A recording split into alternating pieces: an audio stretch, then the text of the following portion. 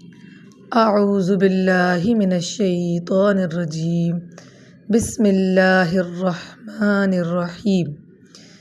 آج کا سوال جو ہمارے پاس آیا ہے وہ یہ ہے کہ کیا ناپاکی کی حالت میں ہم قرآن کو پڑھ سکتے ہیں یا ہم پڑھا سکتے ہیں؟ اس کا جواب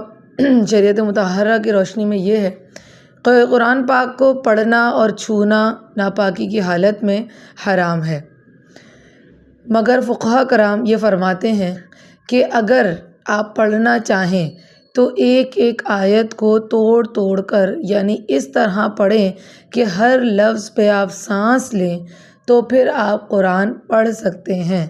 لیکن بہتر یہی ہے کہ جو لوگ ناپاکی کی حالت میں ہیں، 3 دن 6 دن 7 دن، کچھ ہی دن کی بات ہے، ان دنوں میں وہ قرآن کو سنیں، پڑھیں نہیں، وہ زیادہ بہتر ہے۔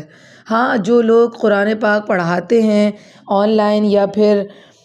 ویسے ہی مدارس میں جا کے اساتذہ کرام ہیں، تو ان کے لیے یہ ہے، ظاہر ہے وہ چھٹی نہیں کر سکتے، تو وہ اگر کسی کو سبق پڑھا رہے ہیں تو وہ توڑ توڑ کر قرآن پاک کی آیتوں کو ایک ایک لفظ پر سانس لے کر پڑھا سکتے ہیں۔